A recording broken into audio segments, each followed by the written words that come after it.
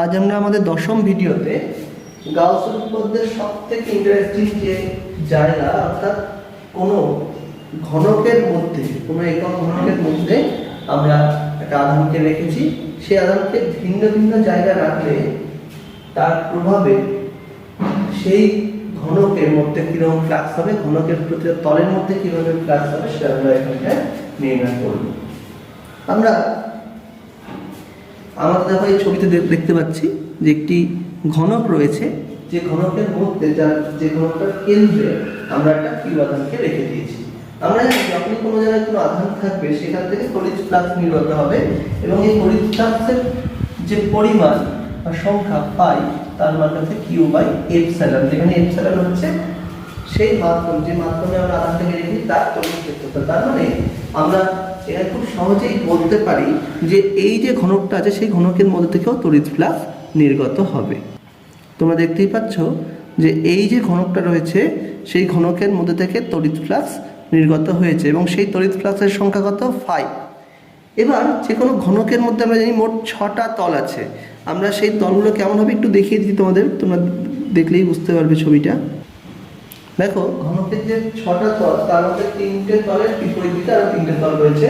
সেই বিপরীত তলগুলোকে আমি এখানে দেখাচ্ছি। এই যে দেখো একটা তল আছে, এর ঠিক বিপরীত দিকে এখানে একটা তল থাকবে, এই তলের উপরের দিকে তার ঠিক নিচে একটা তল থাকবে, সম্মুখবর্তী দিকে একটা তল এবং তার পেছন দিকে একটা তল থাকবে। এখানে 3টে তল দেখা হয়েছে, বাদ বাকি 3টে তল ঠিক এর বিপরীত দিকগুলোতে রয়েছে। এই যে এখানে মোট 6টা তল রয়েছে, সেই 6টা তল থেকে তড়িৎ ফ্লাক্স নির্গত হচ্ছে এবং এই 6টা তল থেকে মোট যে তড়িৎ ফ্লাক্স নির্গত হচ্ছে তার সংখ্যা কিন্তু 5। তাহলে আমরা বলতে পারি যে সমস্ত তড়িৎ ফ্লাক্স কিন্তু ঘনকটার মধ্যে সীমাবদ্ধ রয়েছে। তাহলে যদি প্রশ্ন হয় যে ঘনকের মধ্যে দিয়ে তড়িৎ ফ্লাক্স কত, দেখো তাহলে আমরা বলতে পারবো। তাহলে আমরা যেটা বলতে পারি, এই ঘনকের ক্ষেত্রে আধান কিউ, তাহলে মোট নির্গত ফ্লাক্স কিউ বাই এপসাইলন।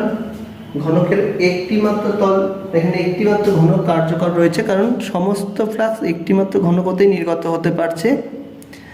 তার মানে আমরা বলতে পারি যে এক্ষেত্রে গাউসের তল যদি আমরা এই ঘনকটাকে ধরি তাহলে এখানটায় একটা মাত্র ঘনক হচ্ছে গাউসের তল, তাহলে ঘনকের সঙ্গে জড়িত মোট ফ্লাক্স হচ্ছে কিউ বাই এপসাইলন।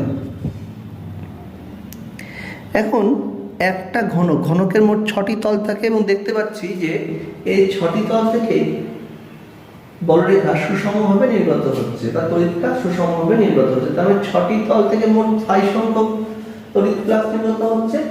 তাহলে প্রতিটি তল অর্থাৎ 6টি তলের প্রত্যেকটি তল থেকে নির্গত ফ্লাক্স কত হবে? 6 দিয়ে ভাগ করতে হবে, তাহলে 1/6 of 5 that is 1/6 of q by epsilon আমরা পাচ্ছি। এখন আমরা ধরে নিলাম যে এই যে ঘনকের একটা বাহুর দৈর্ঘ্য a, তাহলে ঘনকের এই তলটার ক্ষেত্রফল কত? a square. তাহলে একটা তল থেকে ফ্লাক্স নির্গত হচ্ছে 1/6 q by epsilon এবং এক একটা দিকে ক্ষেত্রফল a স্কয়ার। তার মানে a স্কয়ার যে ক্ষেত্রফল এবং এই a স্কয়ার ক্ষেত্রফলের মধ্যে দিয়ে তড়িৎ ফ্লাক্স নির্গত হচ্ছে q by epsilon। তাহলে প্রতি একক ক্ষেত্রফল থেকে কত ফ্লাক্স নির্গত হচ্ছে? তাহলে একটা তল থেকে নির্গত হচ্ছিল 1/6 q by epsilon, তাহলে ভাগ করছি ওই তলের ক্ষেত্রফল অর্থাৎ a স্কয়ার দিয়ে, তাহলে আমি পেয়ে গেলাম 1/6 a square q by epsilon। এখন আমাদের এই সমস্যায় আমরা দেখেছিলাম যে আধানটাকে রেখেছিলাম ঘনকটার কেন্দ্রে। এখন আমরা কি করব, সেই আধানটাকে কিন্তু ঘনকের কেন্দ্রে রাখবো না, ঘনকের যে কোনো একটা তলের মধ্যবিন্দুতে রাখবো এবং সেক্ষেত্রে দেখবো যে সেই ধরনের সমস্যার ক্ষেত্রে আমরা কিভাবে সমাধানটা করতে পারি। তোমরা ডান দিকের ছবিটা একটু ভালো করে খেয়াল করে দেখো। ডান দিকের ছবিতে তোমরা দেখতে পাচ্ছ একটা ঘনক নিয়েছি এবং সেই ঘনকের যে কোনো একটা তল, সেই তলের যে মধ্যবিন্দু সেখানে আমি কিউ পরিমাণ আধানকে রেখেছি। এখন এই যে কিউ পরিমাণ আধান যে রয়েছে সেই কিউ পরিমাণ আধান থেকে তড়িৎ ফ্লাক্স নির্গত হবে। এখন প্রশ্ন হচ্ছে এই যে তড়িৎ ফ্লাক্স যে নির্গত হবে সেই নির্গত তড়িৎ ফ্লাক্স তো দেখো সব দিকেই নির্গত হচ্ছে, অর্থাৎ তড়িৎ ফ্লাক্স এই দিকেও যেমন নির্গত হবে ঠিক তেমন তড়িৎ ফ্লাক্স এই বরাবর নির্গত হবে। কিন্তু দেখো এই বরাবর কিন্তু তড়িৎ ফ্লাক্স যে নির্গত হচ্ছে সেখানে কোনো পথপথ থাকছে না। তাহলে এখানে আমার একটা গাউসের তল যে গাউসের তলটা এই আধানকে বা আধান থেকে নির্গত ফ্লাক্সকে সম্পূর্ণরূপে আবদ্ধ করতে পারে ওটা গাউসের তল নিতে হবে। তাহলে সেই সুবিধার্থে যে স্ট্রাকচারটা নিলে আমাদের সব থেকে সুবিধাজনক গাউসের তল আমরা নির্ণয় করতে পারবো বা নিতে পারবো সেটা হচ্ছে এই ঘনকটার পাশে ঠিক আর একটা ঘনক। দেখো আমি ছবির সাহায্যে সেটা বোঝাচ্ছি। দেখো এই ছবিটাতে এখন আমরা এখানটায় বাঁ দিকের যে ঘনকটা ছিল তার ঠিক ডান দিকে আমরা আরেকটা ঘনক এঁকেছি, যে ঘনকটা আমি লাল কালার দিয়ে এঁকেছি এবং লাল পেন যে আকারটা তুমি দুটোকে আলাদা তোমরা বুঝতে পারছো যে দুটো ঘনক এখানে আছে এবং সেই দুটো ঘনক কিন্তু তড়িৎ ফ্লাক্সকে সম্পূর্ণরূপে আবদ্ধ করতে পেরেছে। তাহলে এখানটা আধান হচ্ছে কিউ এবং মাধ্যমে তড়িৎ ভেদ্যতা এপসাইলন। তাহলে আমরা সেক্ষেত্রে আমরা ঠিক আগের সমস্যার মতোই এই সমস্যাকেও ব্যাখ্যা করতে পারি যে এখানটায় মোট যে পরিমাণ ফ্লাক্স এক্ষেত্রে নির্গত হয়েছে সেটা হচ্ছে ফাই, যার মানটা হচ্ছে কিউ বাই এপসাইলন। এবং এখানটায় যতগুলো আমি ঘনক নিয়েছি অর্থাৎ এখানটায় আমার মোট দুটো ঘনক আমাকে নিতে হয়েছে, যেটা হচ্ছে আমার মোট গাউসীয় তলটা এখানটায় সম্পূর্ণ করেছে। তাহলে এক্ষেত্রে আমরা তাহলে কি বলতে পারি, দেখো যে এই যে এখানে দুটো ঘনক ছিল অর্থাৎ এই ঘনক এবং এই ঘনক, দুটি ঘনকের মধ্যে তড়িৎ ফ্লাক্স সমানভাবে বণ্টিত হয়েছে।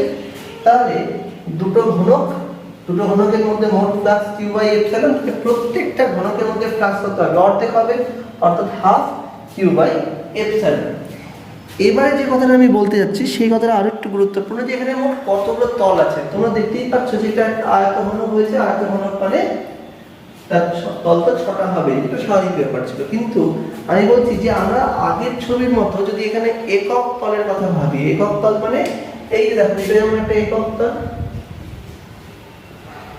এটাও একটা একক তল। তাহলে এখানে মোট কটা একক তল আছে, 1 আর 1 2, এই দেখো 3 4 5, এই যেটা 6, এই দেখো সামনের দিকে আছে 7 এবং 8, পেছনের দিকে আছে 9 এবং 10। তাহলে এখানে মোট 10টা তল আছে, 10টা একক তল আছে এবং 10টা একক তলতে সুষমভাবে তড়িৎ ফ্লাক্স নির্গত হচ্ছে।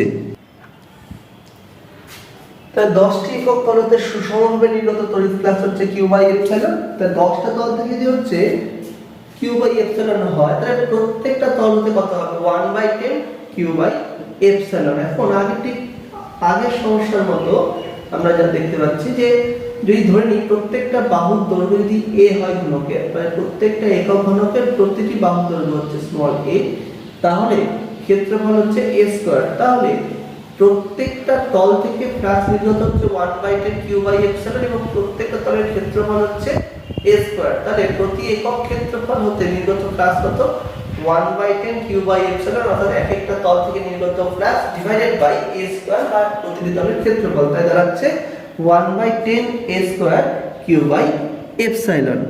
এবার আমরা আমাদের পরবর্তী সমস্যা দেখব যে এই আধানটাকে একটা বাহুর হচ্ছে মধ্যবিন্দুতে রাখলে কি হবে। মানে আমরা দেখলাম প্রথমে বিন্দু আধানটা ঘনকের কেন্দ্রে ছিল, এরপরে সমস্যা দেখলাম একটা তলের মধ্যবিন্দুতে ছিল। এখন আমরা তৃতীয় সমস্যা দেখব যে এই বিন্দু আধানটা রয়েছে একটি বাহুর মধ্য বিন্দুতে। দেখো বাঁদিকে আমি একটা ঘনক এঁকেছি এবং ঘনকের যে কোনো একটা বাহু, সেই বাহুর যে মধ্যবিন্দু সেখানে আমি কিউ আধান নিয়েছি। তোমরা দেখতেই পাচ্ছ যে এই একটা ঘনক, এই ঘনকের যে কোনো একটা বাহুর মধ্যবিন্দু থেকে কিউ আধান নিয়েছি। তাহলে আমরা জানি যেখানে আমি একটা আধান নিচ্ছি সেই আধান থেকে তড়িৎ ফ্লাক্স নির্গত হবে এবং আমাদের এই সমস্যায় যেহেতু মাধ্যমটাকে আমি বলছি মাধ্যমের তড়িৎ ভেদ্যতা এপসাইলন, সেই কিউ আধান থেকে নির্গত মোট তড়িৎ ফ্লাক্স হচ্ছে কিউ বাই এপসাইলন। তাহলে এই যে আধান থেকে যে বড়রেখা নির্গত হবে সেই বড়রেখাগুলো সেই বড়রেখাগুলো সব দিকেই সমানভাবে ছড়িয়ে পড়বে। তাহলে সেই বড়রেখাগুলোর যে ছবিটা আঁকায় তার ছবিটা দাঁড়াবে, এই যে বড়রেখাগুলো যে ছড়িয়ে পড়ছে তাহলে এই একটা ঘনক কিন্তু বড়রেখাগুলোকে সুষমভাবে ঢাকতে পারছে না, মানে আবদ্ধ করতে পারছে। তাহলে এই একটা ঘনককে কিন্তু কখনোই আমি গাউসীয় তল কল্পনা করতে পারবো না। তাহলে গাউসীয় তলটা কেমন হবে? আমি গাউসীয় তলটাকে সম্পূর্ণ করে নিয়েছি। তোমরা দেখতে পাচ্ছ যে সেই আধানগুলোকে সম্পূর্ণরূপে আবদ্ধ করতে আমার মোট 3টি অতিরিক্ত ঘনক আনতে হয়েছে, অর্থাৎ মোট 4টি ঘনক মিলে এই সম্পূর্ণ তড়িৎ ফ্লাক্সটাকে আবদ্ধ করতে পেরেছে। এই তড়িৎ ফ্লাক্সটাকে আমি আবদ্ধ করছি, দেখো কতগুলো তল, যে তলগুলো পরস্পর সংযুক্ত হয়েছে সেই তলগুলোকে আমি একটু অন্যভাবে চিহ্নিত করে দিই, তাহলে তোমাদের ছবিটা আরো একটু ক্লিয়ার হয়ে যাবে।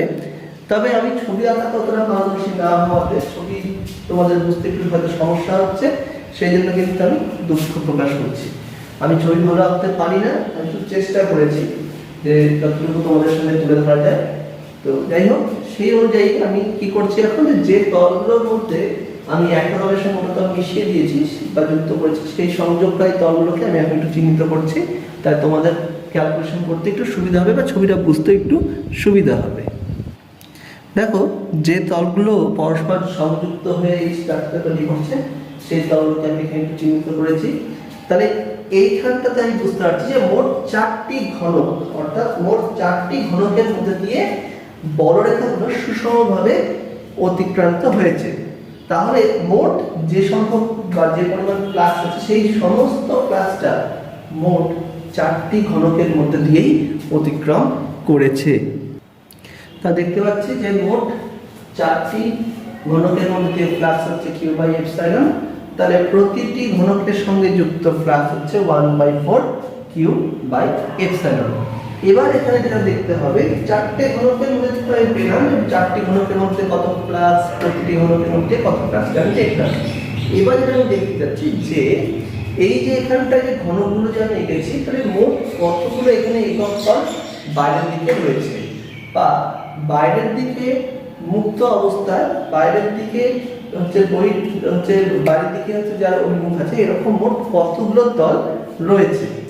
তো সেই হিসেবটা করার আগে আমি একটু বলি, তোমরা দেখতে পাচ্ছ যে আমি ছবিতে কতগুলো যে তলগুলো পরস্পর যুক্ত হয়ে গেছে এবং যে তলগুলো ঘনকের অভ্যন্তরেই রয়েছে, যেগুলো বাইরের দিকে যার মুখগুলো নেই বা অভিমুখ নেই, সেই যে তলগুলো তাদের সংখ্যা কিন্তু 8টি। কোথায় 8টি আছে দেখো, এখানে সংযোগ তল আছে, মানে এই ঘনকের একটা তল এবং এই ঘনকের একটা তল, মানে দুটো তল এখানে যুক্ত আছে, দুটো এখানটায়, দুটো এখানটায় এবং দুটো এখানটায়। তাহলে মোট 8টি তল পরস্পর যুক্ত অবস্থায় রয়েছে। যেহেতু এখানে মোট ঘনক হচ্ছে 4টি, তার 4×6 24টি মোট তল থাকার কথা। সেই 24টি তলের মধ্যে আমরা দেখতে পাচ্ছি 8টি তল কিন্তু ভেতরের দিকেই রয়েছে। তাহলে বাইরের দিকে বাদবাকি তলগুলো রয়েছে, তাহলে বাইরের দিকে থাকা বাদবাকি তলের সংখ্যা কত হচ্ছে? তাই 24 থেকে 8টি তল যুক্ত, মোট তলের সংখ্যা 24, তার মধ্যে 8টি ভেতরের দিকে আছে, তাহলে বাইরের দিকে আছে অবশিষ্ট 16টি তল। এই যে 16টি তলের কথা বললাম, এবার কারোর মনে প্রশ্ন আসতে পারে যে সেই 16টি তল কোথায়, 16টি একক তল কোথায় আছে সেটা, তাই সেটা আমি তোমাদের একটু দেখিয়ে দিই। তোমরা দেখো,